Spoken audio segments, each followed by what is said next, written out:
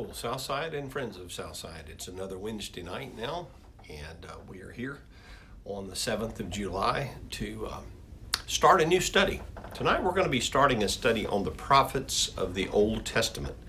And when you think of the prophets of the Old Testament, there were many different types of prophets, but we're going to center in on the prophetical books, or they would call them the minor prophets and the major prophets of the Old Testament. But let's first, I want to do an overview of the Old Testament, just a very brief overview tonight to kind of give everything a context of who they're writing to, so you understand when I address certain things that they are talking about, that you'll understand what I'm referring to. And so the study is an effort to have an overview of the prophets of the Old Testament as to their message, to the people God was calling them to in their day and time. But here's the deal. Human nature is still pretty much the same. And so whatever messages God had for mankind back then are still pertinent messages for us today, because we are still human beings. We're still having the same struggles, the same issues, the same problems to deal with today. And so as we look at the prophets, you'll see the parallels to today's society and what's going on and the issues that we have. But I think we will first give an overview of the contents of the Old Testament to give a context of what's happening here. Much of the Old Testament is narrative. It's telling a story about people, about the people of God for the most part, the people who had encounters with God, who created relationships with God. God created relationships with them, covenant. So it's really about communion and covenant between God and individuals. But also in there are nations and people and kingdoms that are related. But in 1 Corinthians chapter 10 and verse 6, the scriptures tell us Paul was writing to the Corinthians, and he says, "Now these things occurred as an example to keep us from setting our hearts on evil things as they did." So Paul writes to the Corinthian church, and he said, you need to read and study about the Old Testament. You need to study about the prophets of old and about the writings of the Hebrew Old Testament. The Hebrew Old Testament was already well established and recognized. So when Jesus referred to "it is written" and the scriptures that were written, it was the Hebraic Old Testament. And now, the interesting part is that between the Old Testament, the end of the Old Testament, when Malachi was written, and the time that Jesus Christ comes on the scene, when he's 30 years old, it's like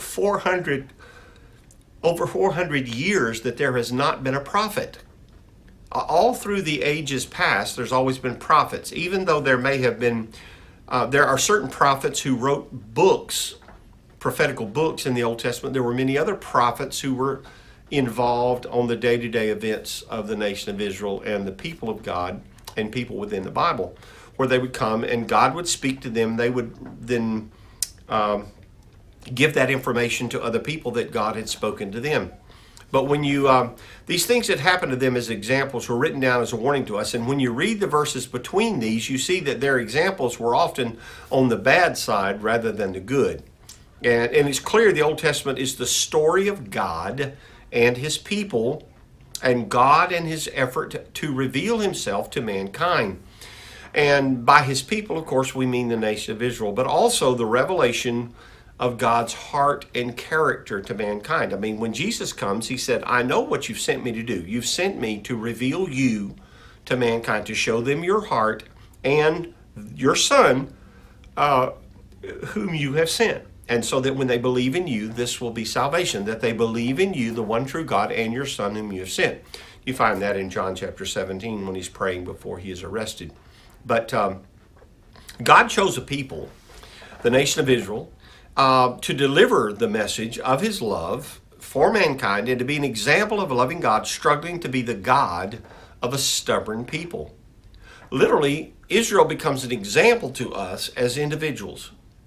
Now, the Bible begins, if you go to Genesis chapter 1, what do you find? In the beginning. In the beginning.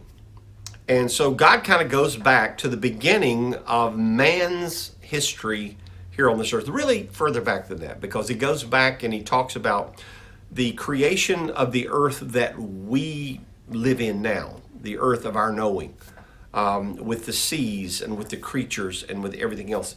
And it says, in the beginning, we will begin there, as well as an overview of the settings to which the prophets came on the scene. And we start like this. From day one, we find God created the earth, but after creating it, he created man then. He created man to come and rule the earth. He actually created man, said, rule the earth, take dominion over it, name the animals, be in charge, take charge. And he put man here with a job and an assignment to care for the earth, to rule over the earth. And so this was to be his domain. But at the same time, he also very much created the opportunity for him to have a relationship with mankind. And so God created man for relationship. But he created him to work. He created him to rule the earth. He created him to have the position of this earth being his domain, and told man to go and be in charge of the earth, rule the earth. But man just couldn't resist the one temptation. The very interesting thing is that God really didn't give Adam many rules. Basically one. He said, Adam, anything you want on the earth is yours, anything you desire, except one tree. That one tree. Don't eat from that one tree. You can have any other tree, have anything else in the earth, it's all yours, it's your domain. Just don't mess with that tree.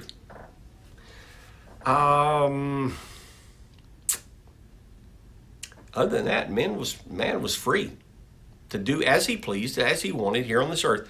But Satan, of course, comes and begins to get them to focus on the one thing they cannot have. I remember years ago when our grandchildren were very small. Actually, our youngest grandchild was not born yet. Our two oldest grandchildren were probably somewhere around 3, maybe 4.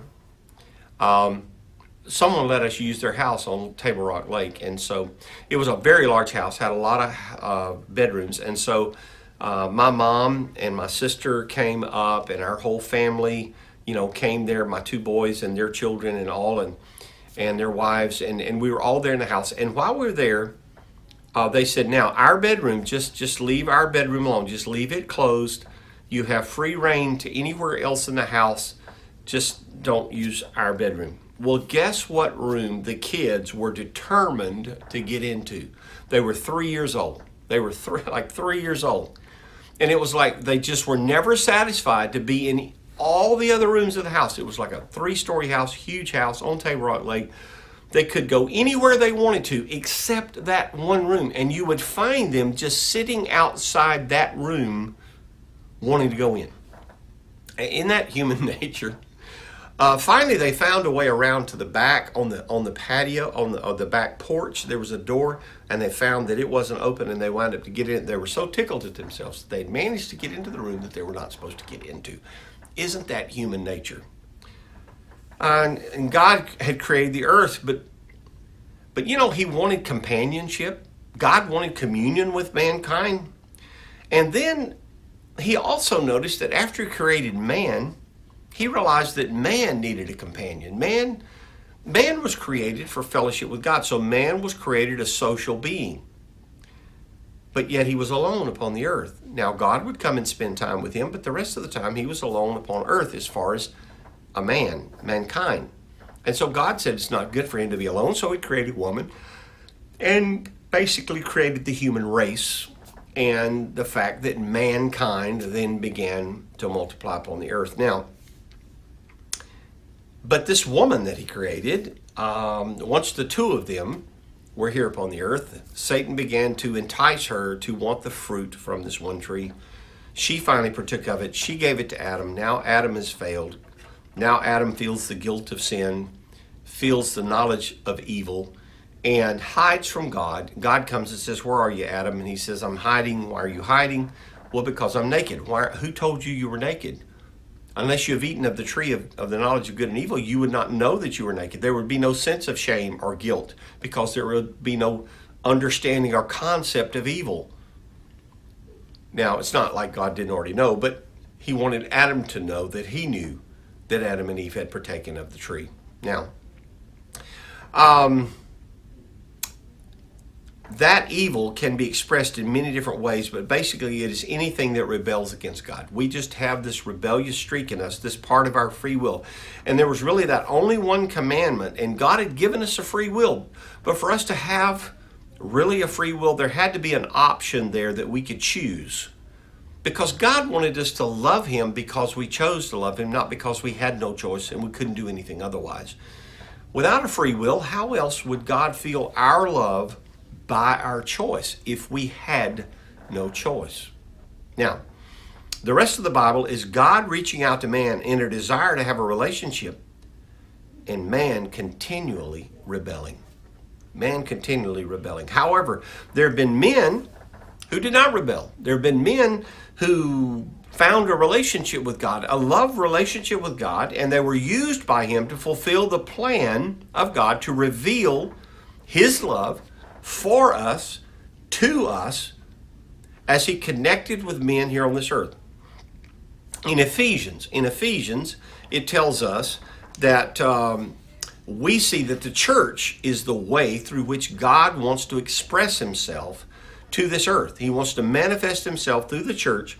He wants to show his character, show who he is to the world and to even the principalities and powers and rulers and authorities through the church. The church has now become the means whereby he expresses himself to this world and to the prince of this world and the rulers of this world. So the church is God's way of expressing himself here on earth. But previous to that, in the Old Testament, God looked for men. God looked for men to work through whom he might work. And as early as Genesis chapter 6,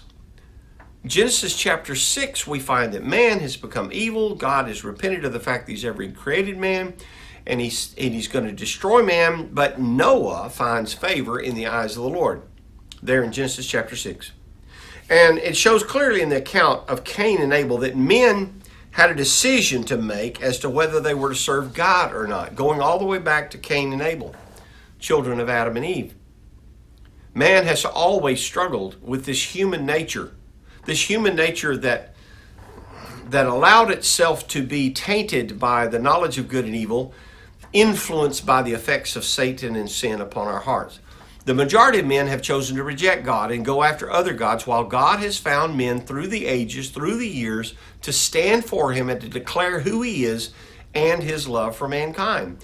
And Noah began again, but once again, man had been destroyed by the flood. Noah and his family begins again, but mankind chose to rebel again.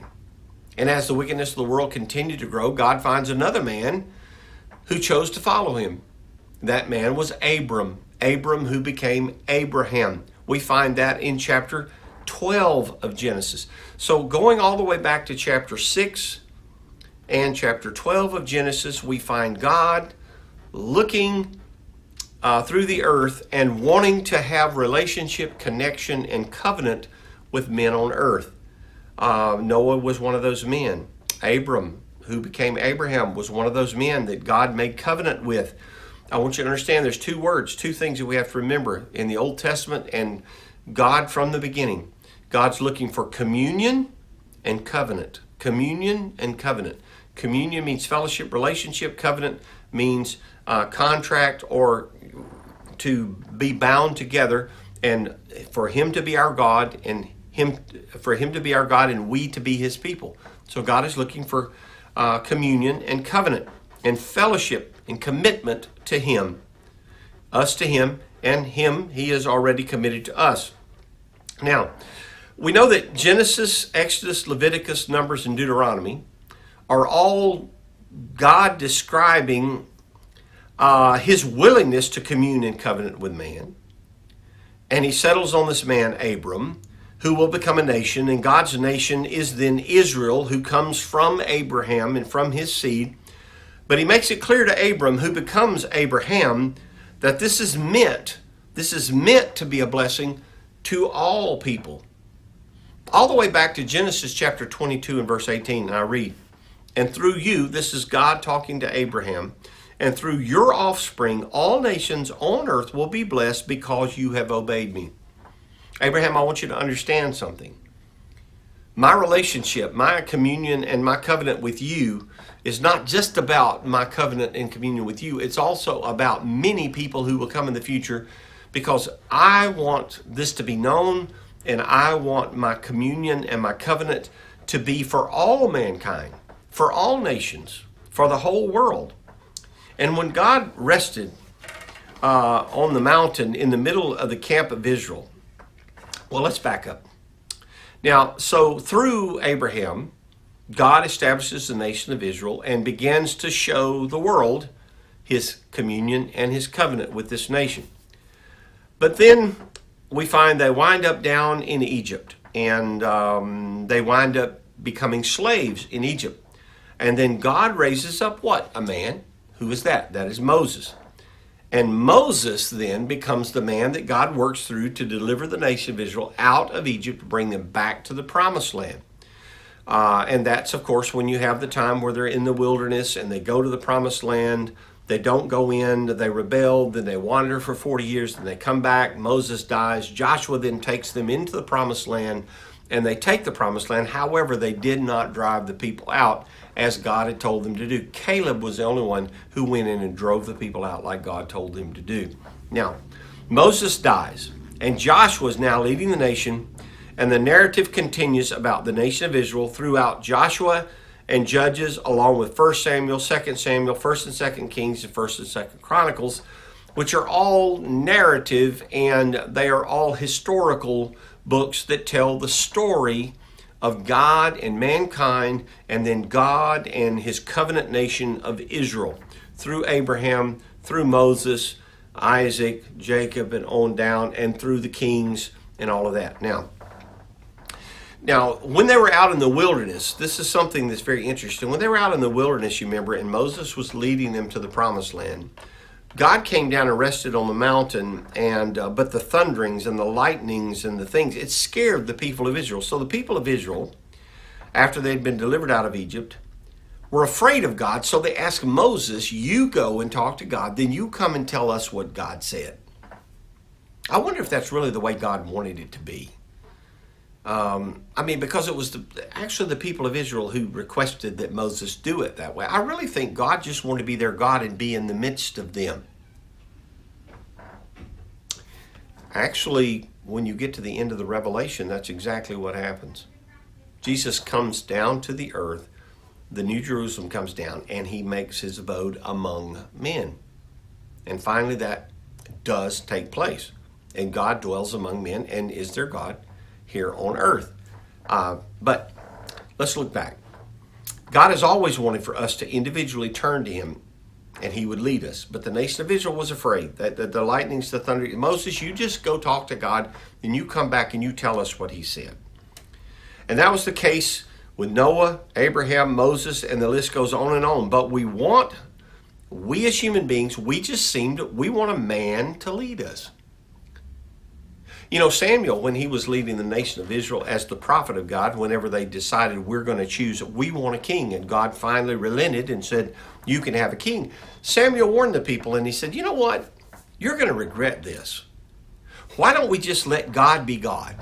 You know, through the time of the judges and now into Samuel, you know, God had religious leaders that would rise up and they would help the people understand God's will and God's desires, and they would speak the voice of God unto the people, and God was the one who was leading them. But now the people said, we want a man, we want a leader, we want a king like everybody else has a king, we want an earthly human king. And Samuel warns them and says, you don't want to do that in 1 Samuel, you're going to regret this.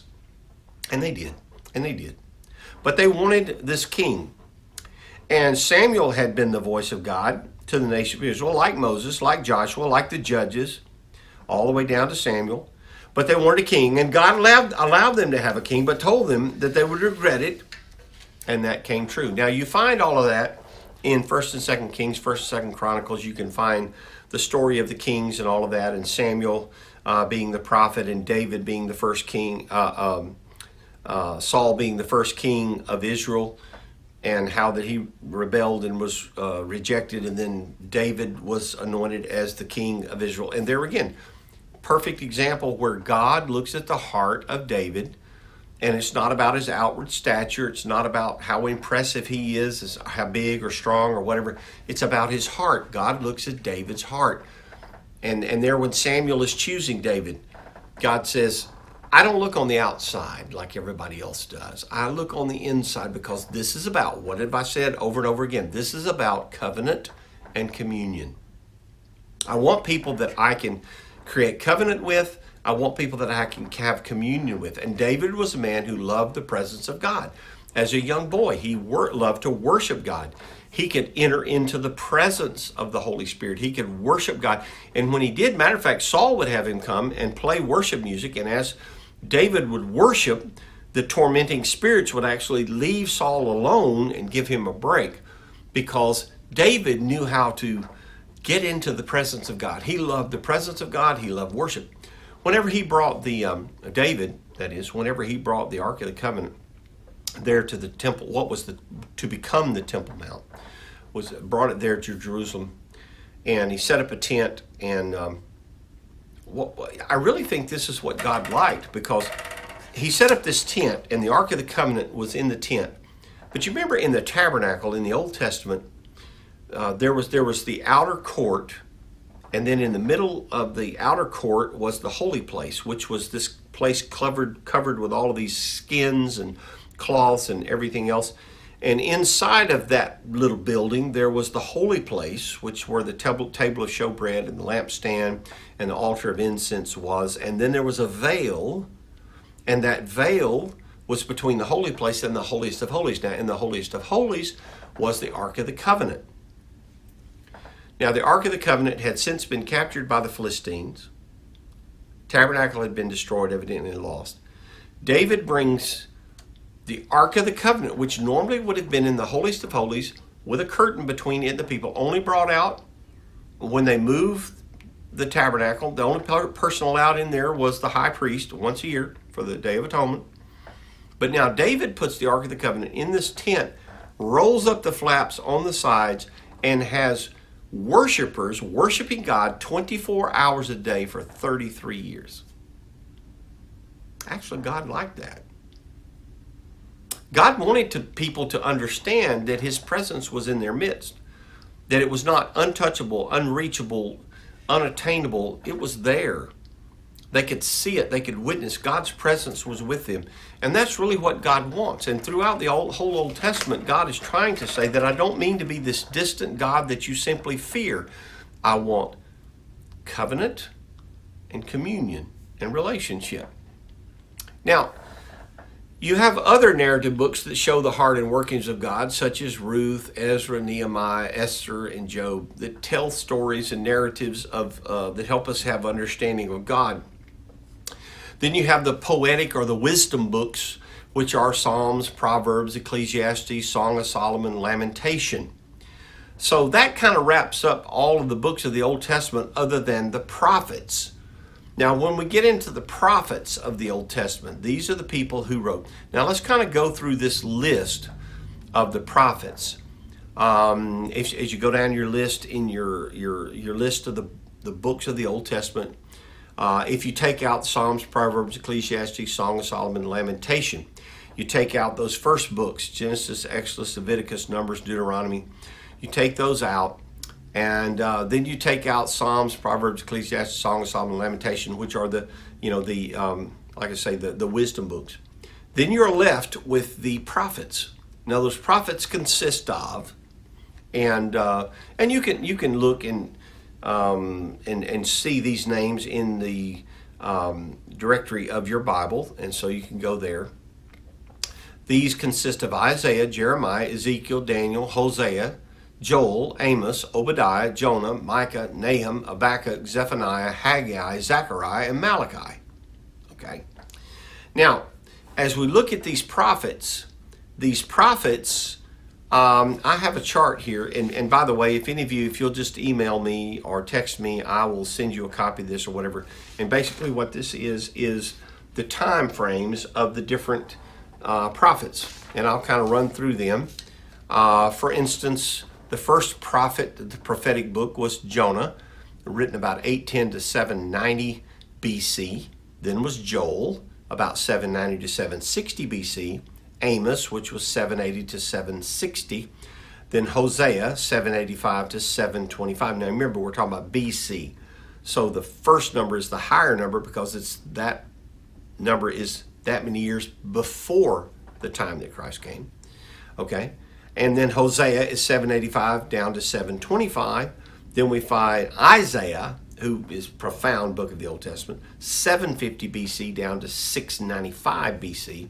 And then Micah, which was 745 to 725 BC. Now, these are all prophets of Israel. Of Israel. Now we're going to talk to you about the prophets of Judah. The prophets of Judah. So you have these prophets of Israel: Jonah, Joel, Amos, Hosea, Isaiah, Micah. Then you have prophets of Judah. Now I'm going to explain that in just a minute. 660 to 630 BC was Nahum. 630 to 620 was Zephaniah. From 620 to 610 BC was Habakkuk. From 628 to 588 BC was Jeremiah. Then you have the prophets of the captivity. Prophets who wrote during the time they were in the 70 years of captivity, whenever they were taken by the Babylonians. Daniel is 606 to 534 BC. Obadiah is 587 BC. And then Ezekiel is 596 to 574 BC. These are the prophets that wrote during the 70 years of captivity. Now, you also have prophets that came and spoke and wrote after Israel returns to Jerusalem. Now, they return to Jerusalem. They never are able to have kings again or anything else, but they return to Jerusalem. And the last of the prophets that were there in the Old Testament before the beginning of the New Testament, first of all, there was Haggai from 520 BC to 518 BC, Zechariah from 520 BC to 510 BC, and then the last prophet of the Old Testament was Malachi. Now, Malachi, which is the last book of the Old Testament, was written between 420 and 397 BC. Then Jesus comes along and is born, and then is crucified somewhere around 33 AD. So basically what we're looking at is over 400 years between Malachi and John the Baptist coming on the scene. There'd not been a prophet. That's staggering. I mean, no one. There was no people like Jonah, Joel, Amos, Hosea, Isaiah, Micah, Nahum, Zephaniah, Habakkuk, Jeremiah, Daniel, Obadiah, Ezekiel, Haggai, Zechariah, Malachi. Nothing. No one. No voice of God. No one coming forth until until John the Baptist comes forth as this voice crying in the wilderness. Now, within this, when I'm referring to the prophets of Israel and the prophets of Judah, okay, I'll explain that. Now, I talked about the prophets of the captivity. After the kings of Israel, the kings were then conquered and the nation was taken away into captivity. First the northern kingdom and then the southern kingdom. The northern kingdom being called Israel, the southern kingdom being called Judah. And then, of course, that makes sense. The prophets that were during that captivity was while they were in Babylonian control, and then Syria, the Persian kingdom, while they were under the control of the Persian kingdom, and Cyrus actually allowed them to come back and rebuild Jerusalem. Now, what are we talking about by the prophets of Judah and the prophets of Israel? Well, what this means is the first king was Saul, of course.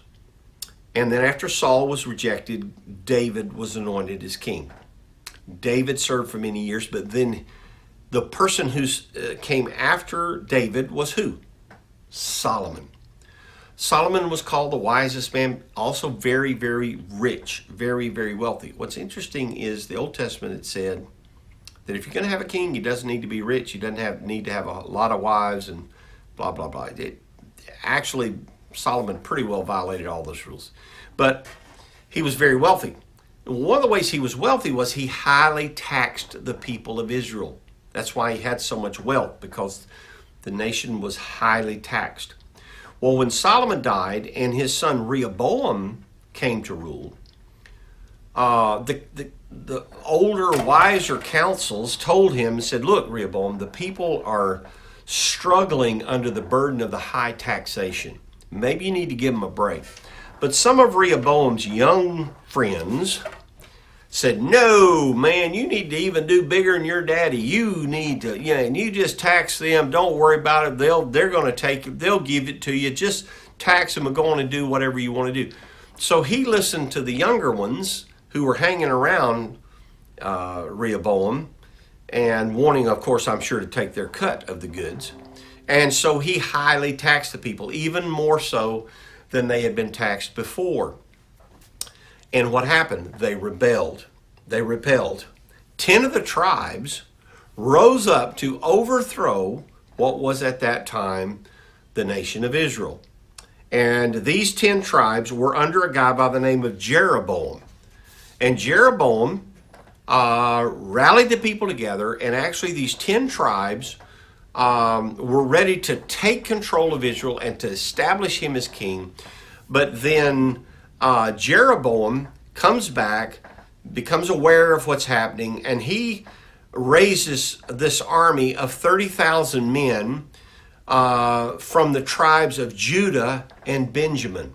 Now, Judah, the tribe of Judah, is very important because Jesus is of the tribe of Judah. David is of the tribe of Judah.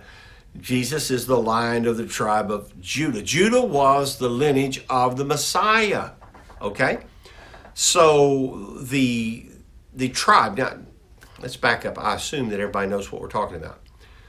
Abraham was the patriarch of old. Then Abraham had Isaac. Then Isaac had Jacob. Jacob then had all these sons. One of them was Joseph. Joseph goes and is sold into slavery by his brothers. At the time, before Benjamin was born, Joseph was the youngest of the 12 sons of Jacob. But then Joseph is sold into slavery by his older brothers, goes to Egypt, rises to the second in command, and Joseph then, later when Israel is in the midst of a famine, goes down to Egypt, and by that time, Joseph has become second in command in Egypt, and he provides for the nation of Israel. They go live in the land of Goshen. But meantime, Jacob has had another son, which is Benjamin, who is younger than Joseph. Joseph was never considered to be one of the tribes, the 12 tribes of Israel. So there were 13 sons. Joseph was one of the sons. He was next to the youngest, but he's the one that went to Egypt, became second in command, ruled there in Egypt, and then the nation of Israel went down there. The people of Israel went down there. Jacob and his 12 sons went down to Egypt, and God provided for them there, but eventually became slaves after Joseph had died. And so then they came back. So Benjamin was the youngest son of Jacob. So he had a tribe, the tribe of Benjamin. And then Judah was the son that the scriptures tell us that the Messiah would come through Judah. So it's very important that Judah was the tribe that stayed with Rehoboam, and they and the people of the tribe of Benjamin raised up an army, and they were about to fight Jeroboam's coalition of these 10 tribes. But then God spoke to them and said, do not fight your brothers. Don't fight each other. And as God spoke to them, they honored it. And so what happened is Rehoboam took the 10 tribes, moved to what would be called northern Israel, or the northern kingdom, which would be called Israel. The southern kingdom, which was around Jerusalem, was the tribe of Judah and Benjamin. That would be the kingdom of Judah. So when we talk about the prophets of Israel, that's the northern kingdom that started under Rehoboam. Now, Rehoboam worshipped heathen gods. He established a worship center in Dan and in Bethel. And you can read this in 1 Kings chapter 12. A heathen king, a king that led the people into worshiping foreign gods, first thing he did was he built 2 golden calves. Now, where does that remind you of? That goes all the way back to Egypt. The golden calf, when they were out in the wilderness, and he's taking the people to worship Baal. And but then we find that Judah, the tribe of Judah and Benjamin, of course, stay with Rehoboam, and they hold the area of Jerusalem.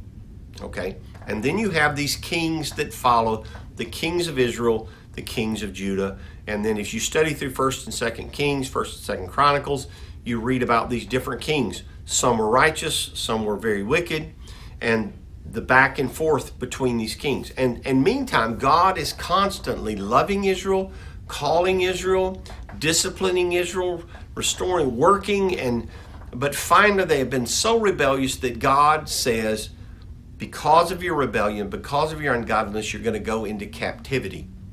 And what happens is Babylon comes down and captures the people and takes them off into the Babylonian captivity. Now, they were there for 70 years, but then they were able to come back during Cyrus under the Persian kingdom and rebuild Jerusalem.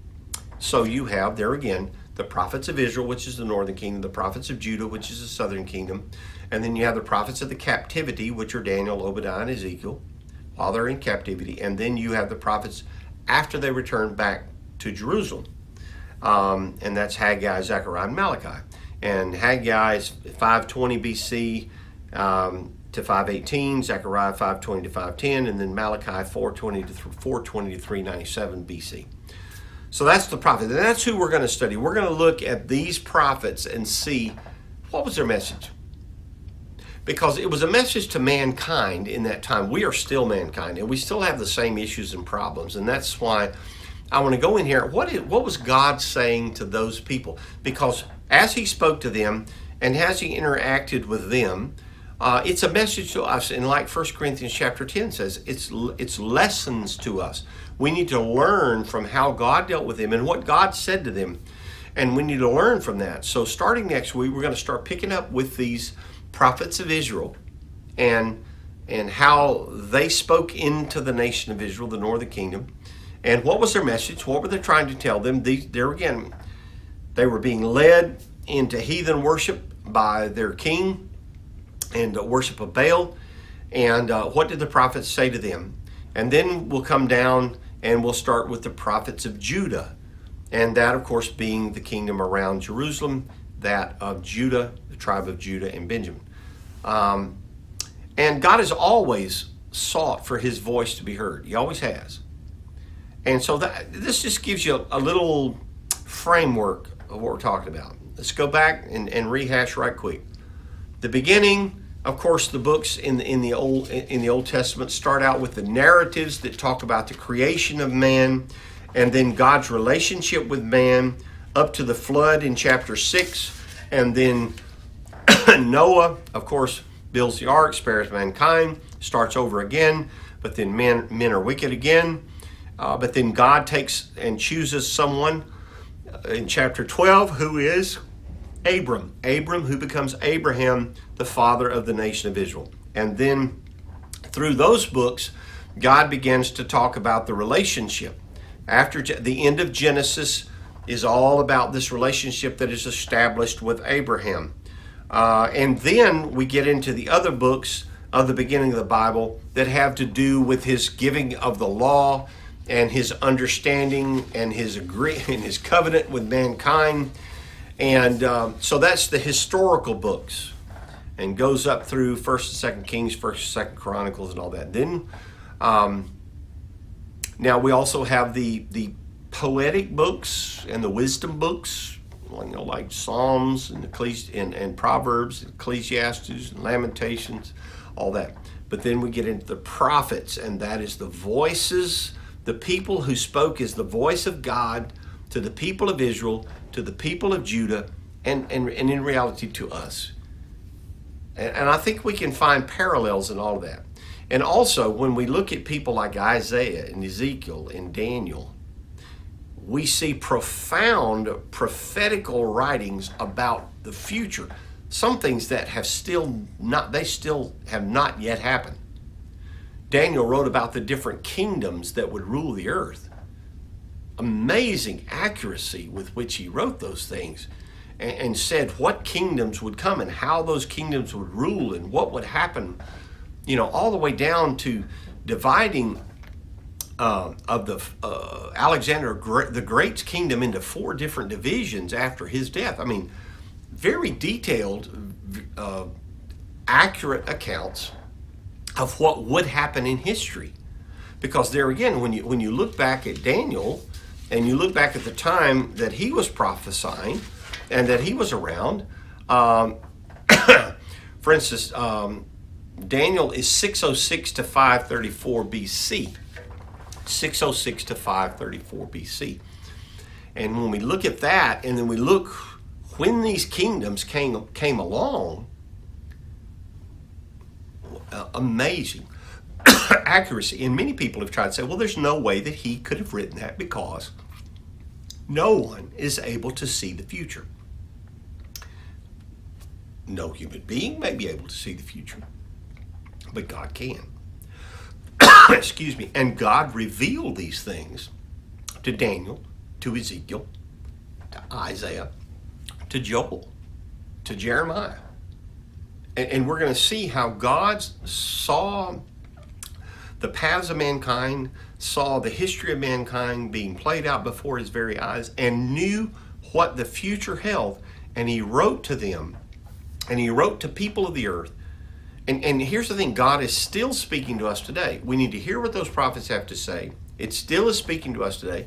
And many of the prophecies that are within these books of the prophets are still yet to be fulfilled. Many of them have been fulfilled, but yet there are others that are still yet to be fulfilled. And like the Bible says in Peter, where it says, the day of the Lord seems slow in coming, but it's coming. The day of the Lord will come. And it is coming. And we need to listen to what they had to say. Though the books of the prophets may have narrative in them, the message is the emphasis of each one of these books. And whereas prophets that are spoken of in the historical books, if you read the historical books, there are many prophets. There are many men and women of God that spoke up and were the voice of God. But we're going to talk about the prophetical books is what we're going to talk about. But the message is what each prophet is about. And some of these prophets, they again wrote down books that we have. And we'll focus on the message of these prophets beginning next week. And so next week, we'll begin with Jonah. I don't know how quickly, depending on how it goes, but we'll begin with Jonah, Joel, Amos, Hosea, Isaiah, Micah. I don't know how long each one of those will take, because as we get the material together, we're just going to kind of let God open our hearts as to what he would want us to hear in this time. I am not, quote, a prophet, but yet I'm a voice of God in this time. And so as I study and as I pray, my prayer is going to be, God, what is it you want to say to us now through these prophets of old? For we are human beings. We still have the same struggles today. What is the message that we get from these prophets that can speak to us in humanity today? That's what we're praying for next week. So next week we'll pick up with that. And it's so good to have you with us tonight. We hope you'll come back and be with us next Wednesday night at 6:30. And we'll begin with the prophets of the Old Testament, beginning with the prophets of Israel. Then we'll go to the prophets of Judah. Then we'll go to the prophets of the captivity. Then we'll go to the prophets after the return of Jerusalem. And so the truth of the matter is, just in closing, that, for instance, the prophets of Israel, Isaiah, we could be here for months just in Isaiah. I'm not going to be able to cover everything in these books, okay? But we're going to cover the highlights, and we're going to give you the main thoughts and the truths that God wants to speak to us. So I look forward to being with you next Wednesday night on our Bible study at 6:30. God bless you.